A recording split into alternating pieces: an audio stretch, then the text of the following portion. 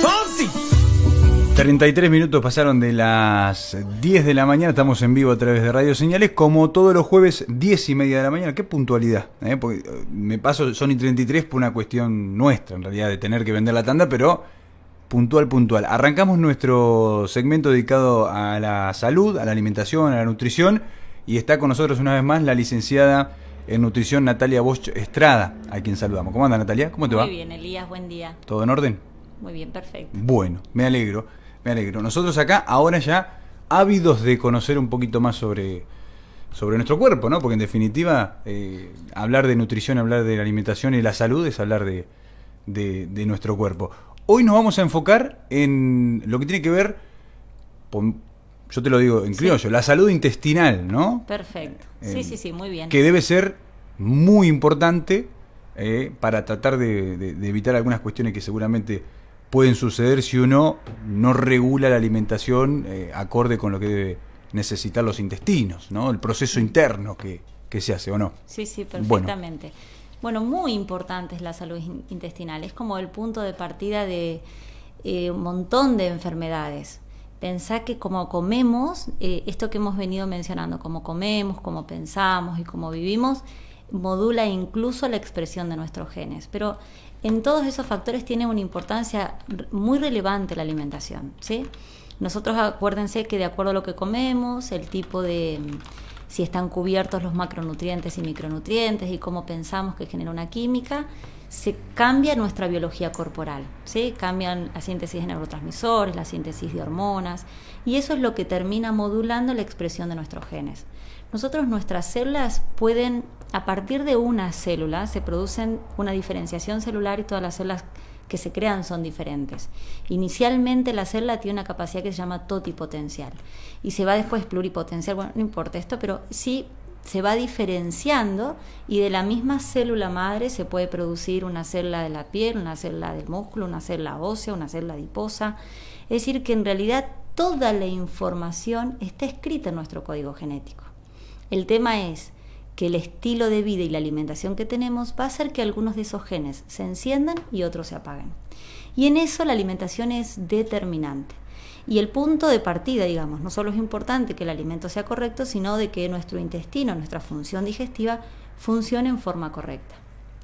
Es súper importante para que esto ocurra la presencia y la participación que tiene la microbiota. Esto que todos conocemos, que antiguamente lo llamábamos la flora intestinal, hace muchísimos años se descubre que en nuestro colon hay microorganismos, no solo están en el colon, están en la epidermis, están en todas las mucosas del cuerpo, que hay un montón de microorganismos y no se sabía cuál era bien su origen. Entonces se lo llamó flora intestinal, que se lo podría haber llamado fauna, ¿sí? Pero bueno, quedó como flora intestinal. Y es lo que voy a hacer referencia, es decir, la microbiota es lo que llamábamos la flora intestinal. Hago esta aclaración porque microbiota puede ser un término nuevo, que hay gente que lo desconozca, y que en realidad voy a hacer referencia a esto que todos estamos familiarizados. ¿Qué es entonces la microbiota? Son millones de microorganismos que viven en el colon, que tienen una función súper importante. Yo siempre digo, compartimos un destino evolutivo común. Nosotros los necesitamos a ellos y ellos nos necesitan a nosotros. Estos microorganismos hay algunos que son como permanentes, se llaman nativos, es decir, nacen con nosotros. Esto se determina durante el embarazo, la gestación de mamá, de acuerdo a cómo nacimos, si fue por parto natural o por cesárea, pero por sobre todas las cosas, por cómo nos alimentamos. Y entonces, hay algunos que son nativos y hay otros que son transitorios. Lógicamente, los que tienen que ver con el estilo de vida y la alimentación son transitorios. Si como de una manera tengo unos, si como de otra manera tengo otros. Súper importantes, incluso en lo que mencionábamos al principio de cómo se expresan nuestros genes. Si nuestros genes están expresando nuestra mejor versión, ¿sí? Todo ese potencial en salud que tienen, o están expresando otros genes que producen enfermedad. ¿Por qué? Porque somos muchísimo más microorganismos que células humanas, ¿sí? Muchísimos más. Entonces, ¿qué significa? Que además de ser más microorganismos que células humanas, hay mucho más ADN microbiano que ADN humano. Entonces, como este ADN microbiano, que se llama microbioma, supera enormemente, imagínate que en una hoja en blanco la cantidad del genoma humano sería un puntito, ¿sí? Supera enormemente el microbioma o el genoma humano, es el que predispone genéticamente a que se expresen unos genes u otros.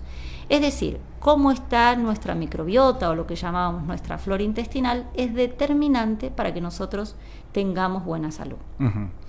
¿Qué funciones tienen estos microorganismos? ¿Sí? Tienen muchísimas funciones, en nuestra inmunidad son determinantes, forman parte, digamos, favorecen que nuestra mucosa intestinal sea impermeable, eso que mencionamos en algún momento es súper importante, que las células de los enterocitos estén estrechamente ligadas para que no aumente la permeabilidad intestinal.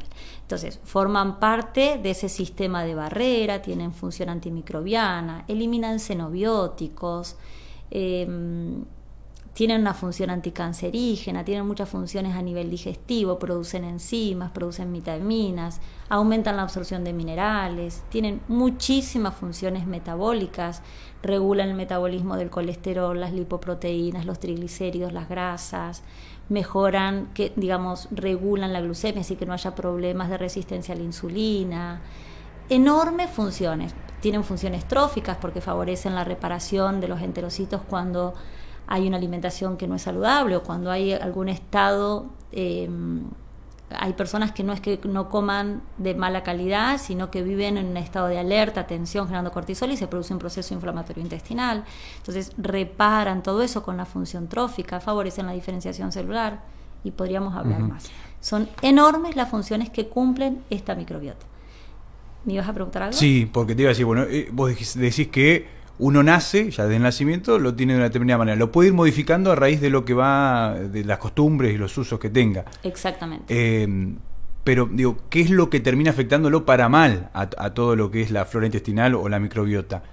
Una mala alimentación continua durante mucho tiempo, mucho estrés, mucho nerviosismo. ¿Qué la puede modificar o qué le puede generar desde lo que yo ingiero? ¿Y qué podría generar? No sé, estreñimiento, no sé, se me ocurre, ¿qué podrían pasar? Todo esto que dijimos, es decir, cuando nosotros siempre tenemos microorganismos que son buenos y que son malos, ¿sí? Ellos viven ahí y a cambio de casa y comida, porque la casa es el colon y la comida es lo que nosotros le otorgamos, viven. Algunos a cambio de casa y comida producen beneficios y otros solo están, y hay otros que son nocivos y dañan, ¿sí? Tiene que haber un equilibrio entre buenos y malos, y se dice que de los malos no puede haber más del 15%, tienen que predominar siempre los buenos. Entonces, tengo que dar condiciones prósperas para que esa casa y comida esté buena, ¿sí? Y que ellos den muchos beneficios. Si dan beneficios, cumplen todas estas funciones que dijimos. Uh-huh.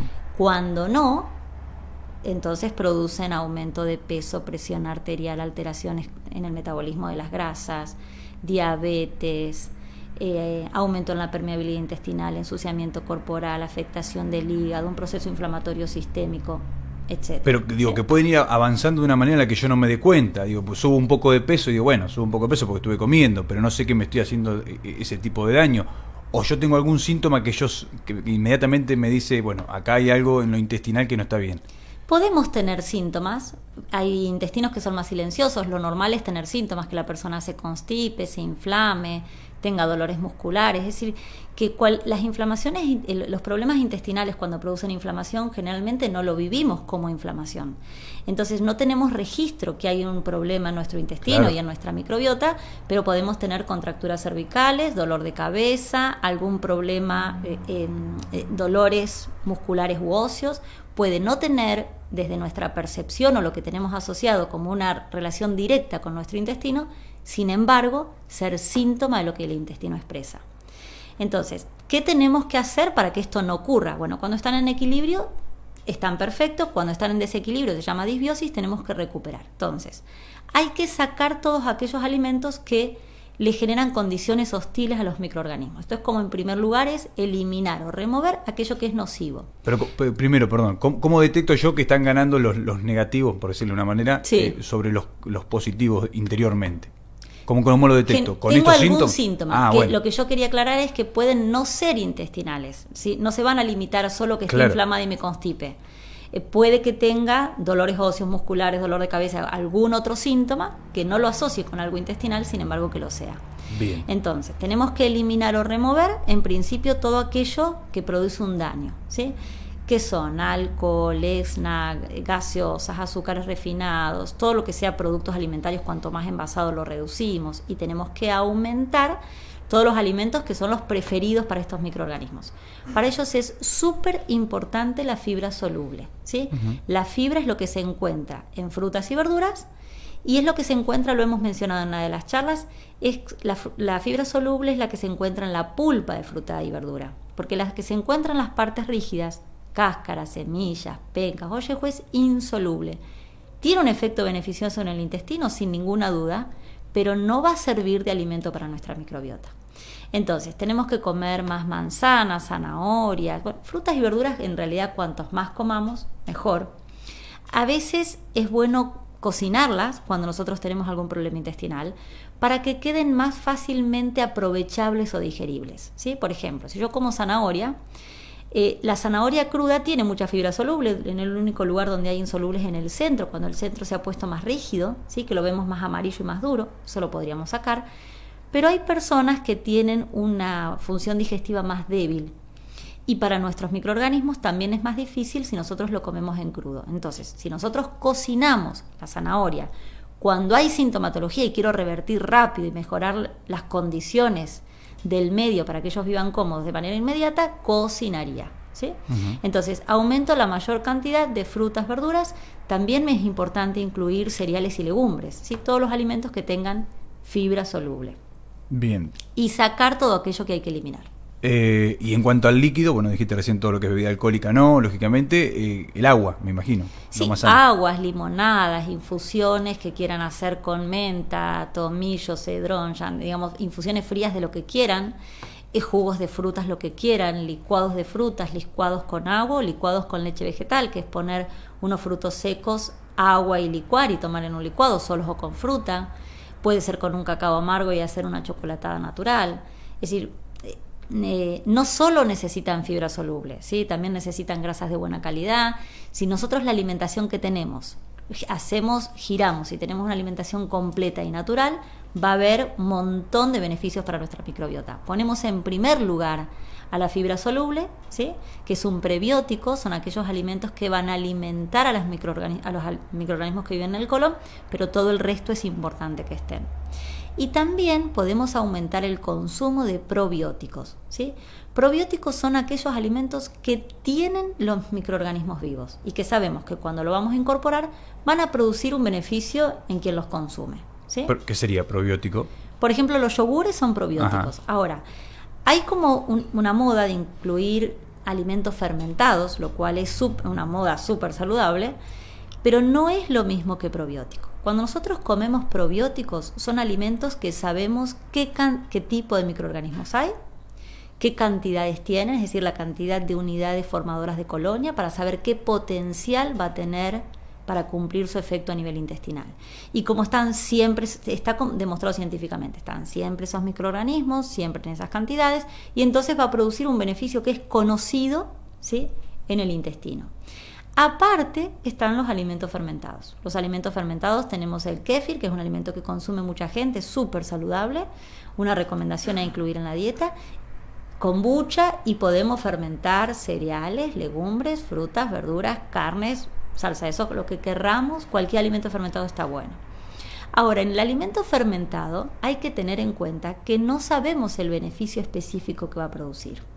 Si nosotros usamos kéfir, tenemos nodulitos de kéfir, sabemos cuáles son los microorganismos que van a estar en el cultivo iniciador de la fermentación. Pero después va a depender si ese kéfir es de agua, es de No leche. conozco el kéfir, la verdad que me estoy... ¿Cómo es? ¿O qué? Son unos nodulitos, sí. Ahora cuento cómo se prepara, tenés que conseguir los nodulitos, generalmente como los nodulitos se reproducen, porque vos lo pones en ese medio con fruta y azúcar, tienen alimento para vivir, entonces se van a multiplicar. Sí. Entonces cualquiera que consume kéfir generalmente donan nodulitos de kéfir para que otros puedan hacer. Ah, ¿sí? Bien. Entonces vos te pones 3 cucharadas de esos nodulitos de kéfir en 1 litro, se ponen de 3 max, normales 3 cucharadas de azúcar mascabo, pero podrían ser a 5 de acuerdo a la fruta que utilicen, y alguna fruta que se corta al medio, que puede ser un naranja, pomelo, ciruela, la fruta que quieran. Ahora, la fermentación que va a tener el kéfir va a depender no solo de los microorganismos que estén en el cultivo iniciador, sino también de hay como microorganismos salvajes que tienen que ver con ese agua natural, el tipo de fruta, el azúcar, etc. Entonces, eso es un alimento fermentado, va a producir enormes beneficios, es necesario que los incorporemos, que estén en nuestra dieta, siempre que tenga una buena, digamos, haciendo una progresión. Si no tomé nunca y me paso a tarta milanesa y fideo, los alimentos fermentados los incluyo de a poco, voy haciendo una progresión, ¿sí? Tengo que tomar una cantidad que no genere un proceso inflamatorio, porque como es un alimento fermentado, lo mismo que ocurre afuera, ocurre adentro y va a aumentar la fermentación, ¿sí? Entonces, pero sí es una recomendación en términos generales que es recomendable que todo el mundo incluya este tipo de bebidas. Si fuera un bebida y si fuera un alimento fermentado, que con kéfir fermente unos cereales, unas legumbres cuando las deja en remojo para el otro día, lo cual va además de la fermentación tener otros beneficios, va a interferir en la acción de los antinutrientes que interfieren en la absorción de vitaminas y minerales que tengan los alimentos. Bueno, siempre es recomendable. Y podemos hacer entonces de bebidas, como estas que nombramos, o podría ser de alimentos la fermentación. Pero la fermentación no sabemos bien qué microorganismos va a tener, en qué cantidades de unidades formadoras de colonia. Por lo tanto, no podemos predecir un beneficio seguro, no va a haber una respuesta lineal como aquellos que sabemos cuál es el microorganismo, cuál es la cantidad y cuál es el beneficio que produce. Uh-huh. A mucha gente le pasa, conozco que le pasa, y algunos por ahí que está escuchando la radio le ha pasado, y casi de manera crónica, esto de sentir continuamente como que tiene irritación en el intestino, ¿no? Y ingiere y enseguida tiene molestias, y que algunos lo atribuyen inclusive a que es no psicológico, sino digo producto de cómo uno está psicológicamente en ese momento, o si está en algún momento de mucho nerviosismo y demás, pero a veces se hace crónico eso, ¿o no? Claro. ¿Cómo se aborda? ¿Con todo este tipo, con todo ese proceso?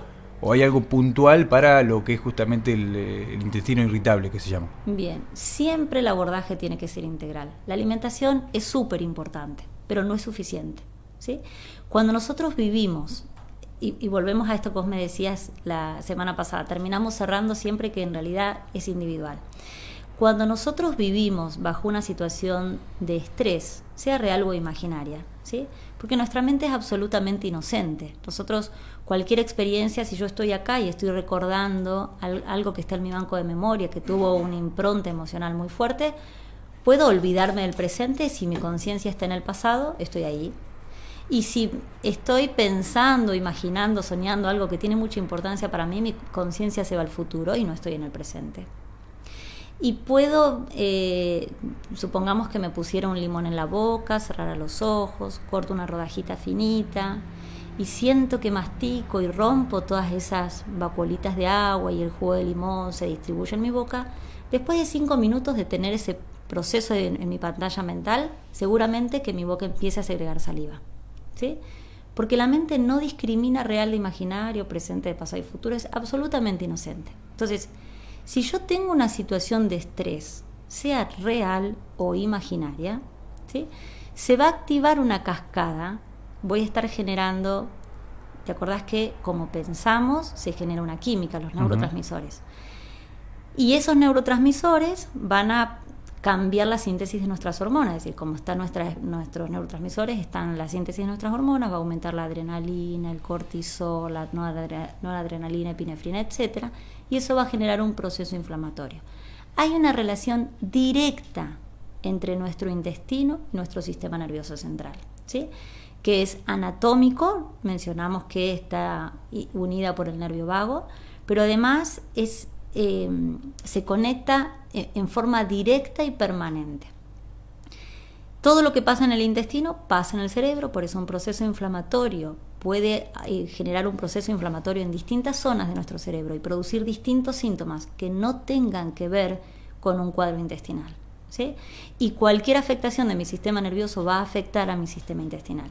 Entonces, si yo estoy en una situación de estrés, cambiando la dieta no va a alcanzar. Claro. ¿Es importante cambiar la dieta? Es indiscutible que sí, ¿sí? Pero eso no es suficiente. Es importante que esta persona pueda llevar a la luz de la conciencia aquella situación que está percibiendo como estrés y ver cómo puede desarmar, ¿sí? Y que eso deje de ser una situación amenazante, por lo menos desde la percepción.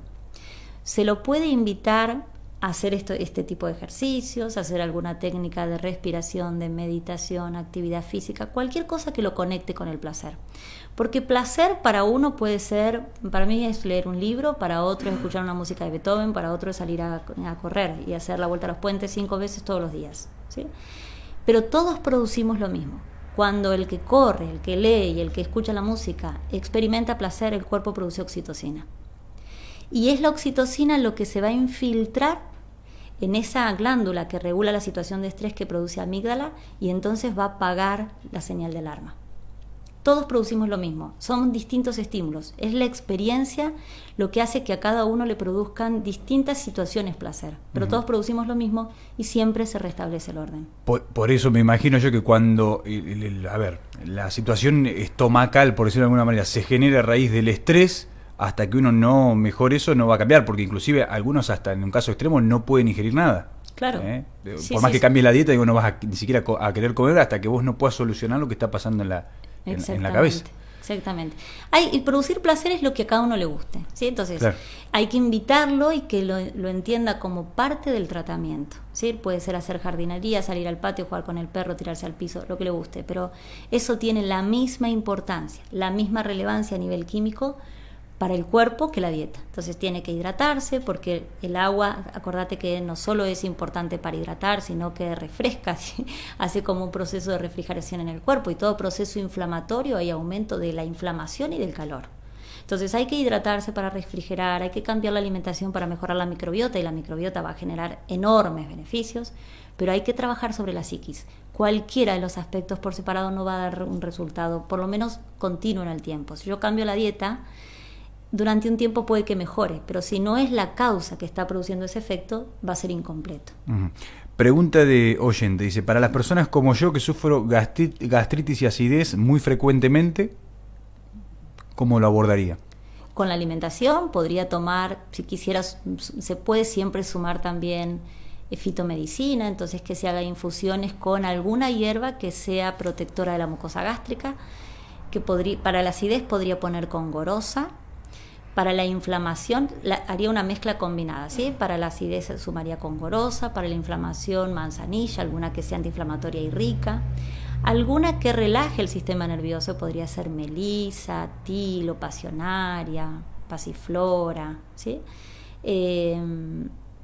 Con esa sería suficiente. Digamos, si nosotros logramos abordar la acidez, que es el síntoma, el proceso inflamatorio con otra hierba y el sistema nervioso con otra hierba, eso lo tomaría a lo largo del tiempo, por supuesto cambiando la dieta y por supuesto revisando cuál es la causa que está produciendo estrés. ¿Y qué es lo peor para la acidez? ¿El alcohol? Me imagino. Claro, es fiambres, embutidos, carnes por la noche, chacinados, verduras de hoja, cuando las coma las tiene que comer cocidas y bien picaditas, alcohol, snack, azúcares simples en todas sus formas, levaduras, trigo, eso lo tiene que reducir lo más que pueda. Cuando nosotros comemos fibra, la fibra es un alimento súper importante y necesario para la salud. El tema es que es un material indigerible. Entonces nosotros cuando hay algún proceso inflamatorio, lo que tenemos que hacer es cocinarlo, por lo menos al principio hasta que el síntoma se vaya, cocinarlo y picarlo lo más posible, porque no va a ser lo mismo para el estómago tener que romper mecánicamente una estructura entera que algo que está subdividido. Entonces si yo lo pico, lo rayo, lo licúo, lo piso, lo proceso, va a haber menor trabajo, menor tiempo de permanencia digestiva.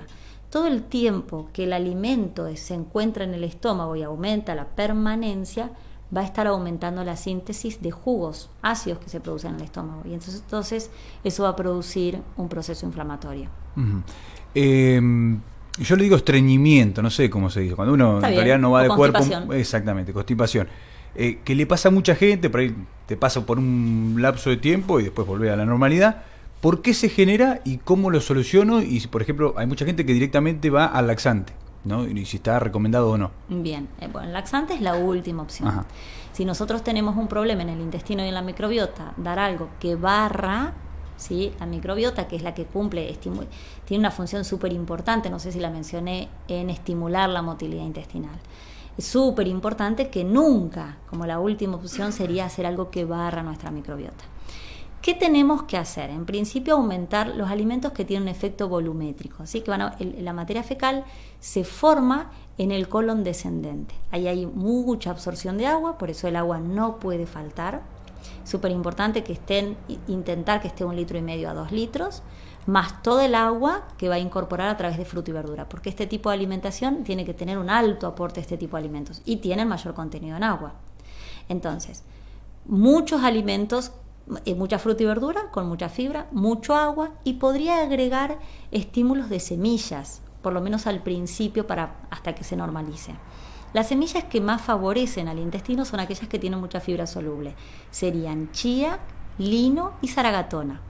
La zaragatona sería el último recurso que utilizaría, porque tiene muchísimo más mucílago. Intentaría resolverlo con chía y lino, y pueden hacer una mezcla. Con esa mezcla, de hecho, se puede usar para agregar en todas las preparaciones, en rellenos, en tartas, en jugos, para espesar alguna preparación. Supongamos que hicieron una leche de almendras, le ponen chía y hacen como un postrecito tipo yogur. Pueden hacer si muelen chía y lino, lo tienen mezcladito en la heladera, se muele poquita cantidad y utilizan de las semillas enteras o de las semillas molidas mezcladas con agua y hacen lo que se llama chilinaza, que es la mezcla de chía y linaza. Y se utiliza como huevo, tiene mucho poder gelificante, queda exactamente igual que como la clara de huevo, y entonces lo usan para hacer las preparaciones que hagan, omelette, tartas, tortas, budines, lo que quieran. Uh-huh. Esto tiene que tener un efecto inmediato, digo, porque uno cuando está en esta situación dice, bueno, pruebo con esto, pero digo, tiene que haber alguna, porque si no uno se empieza a asustar, inclusive hasta sentirse mal físicamente, o puede ser que uno haga esto que vos estás recomendando, inclusive pase un día más sin poder ir al baño. Depende de cómo esté esa salud intestinal. Uh-huh. En realidad hay que intentar no llegar es decir, si yo estoy que hace muchos días no voy de cuerpo y me asusta, probablemente sean muchos días. Si yo pasa un día que no voy de cuerpo, nosotros tendríamos que ir 2 veces por día, ¿sí? ¿A 2 por día?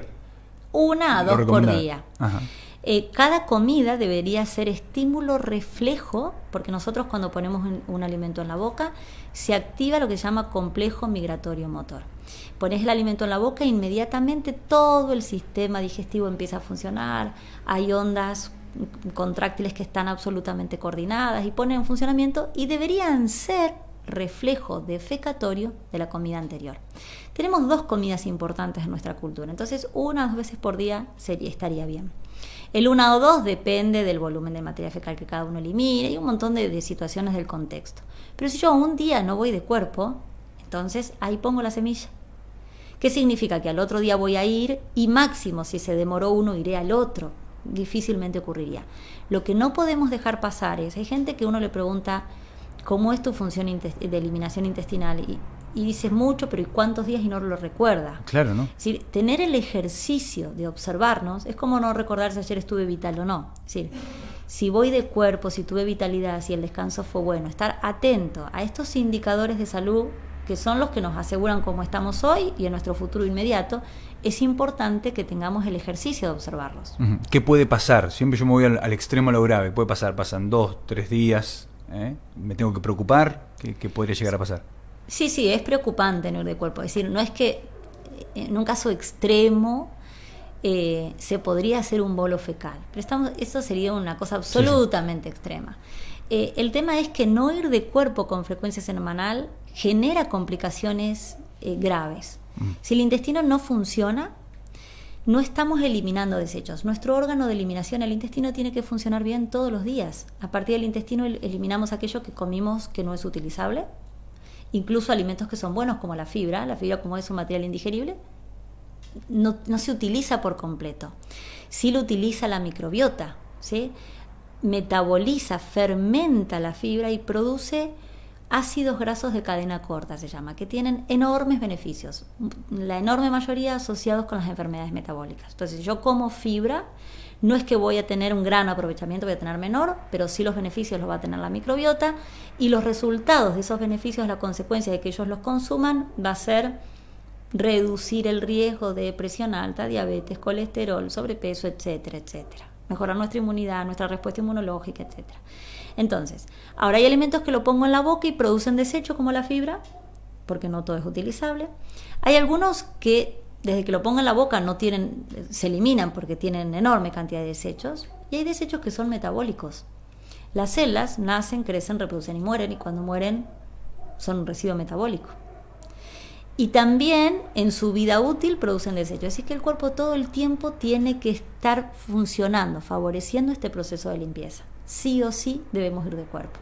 Entonces, cuando eso no funciona, el cuerpo se empieza a ensuciar y empieza un proceso de autointoxicación, ¿sí?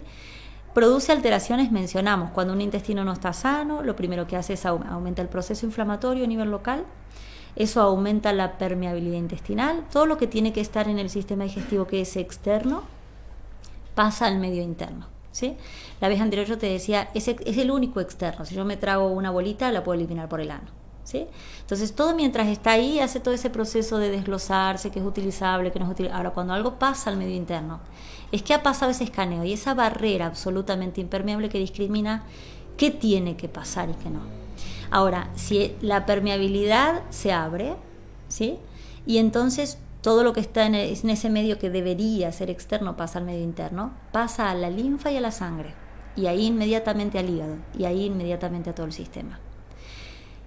Y puede producir cualquier tipo de enfermedades. En principio, esto que decíamos, como está la química del cuerpo, va a favorecer o no la expresión de algunos genes o no. Todos tenemos todos. Hay cosas que están escritas en nuestros genes, que mientras nosotros tengamos un estilo de vida y una alimentación que permitan tener esos genes silenciados, no tienen por qué expresarse. Aun cuando yo tenga escrito en mis genes que puedo tener una tendencia a ser diabética, a tener celiaquía, tenerlo escrito no significa nada. Es responsabilidad nuestra. Nosotros no somos víctimas de nuestros genes, somos maestros. Si nosotros le damos condiciones a nuestros genes para que se expresen de manera perfecta, no nos enfermamos. Y eso lo hacemos a través de la alimentación y cómo vivimos o percibimos el mundo. Bien. Bueno, vamos a ir cerrando, pero igual tenemos un mensaje que no es una pregunta, pero bueno, nos cuenta. Ana María dice, buenos días, yo tengo gastritis. Dice, hay días que no puedo ni siquiera tomar agua. No nos pregunta nada, pero nos plantea su situación. No sé si tienes algún consejo para darle. Sí. Es súper importante que se ocupe, ¿sí? Que intente tomar de a sorbitos, que esos días que no puede tomar ni agua, el día que no puede tomar agua entiendo que debe ser un extremo. Entonces, que ese día empiece a tomar sorbitos y también empiece a pensar que no solo tiene que incluir alimento en la vida, porque es lo que nutre nuestra materia, sino que hay que ver que probablemente tenga alguna percepción de conflicto de algo que no puede digerir en la vida. Y entonces que revise qué es lo que tiene que desarmar para digerir, para abrir la puerta, desde todos los aspectos del ser, ¿sí? Siempre es importante trabajar en todos los aspectos del ser. Entonces, que revise qué comer, que empiece con verduras que sean de fácil digestión, esos días sobre todo, un puré de zapallo, de zanahoria, es decir, cosas mínimas, porque si no puede ni agua, sí. Pero bueno, un puré de zapallo, de zanahoria, manzanas en una compota, en una papillita como si fuera para un bebé, un chorrito de aceite. Muy poquitas cosas, si pudiera, que incluya proteína. Las proteínas son la expresión de la vida, entonces proteínas hay que incluir para que tengamos vida, ¿sí? Entonces que ponga, qué sé yo, un pescadito que tiene proteínas cortitas, de fácil digestión, mezcladitas en ese puré, clara de huevo. Esto si tuviera una dieta mixta, ¿sí? Que tome el agua de a sorbitos y que en simultáneo vaya pensando qué pasa, qué situación de la vida, qué conflicto tiene que no puede digerir para que ese estómago esté tan cerrado. Natalia, gracias por visitarnos nuevamente, ¿eh? Ha sido muy clara hoy. Bueno, muchas gracias. Y más despacio has hablado viste, hoy, me puse esa meta, porque el otro día hablé rápido. No, impecable. Gracias por venir. Gracias a vos. Natalia Bosch Estrada, licenciada en nutrición, que nos visita como todos los jueves aquí para hablar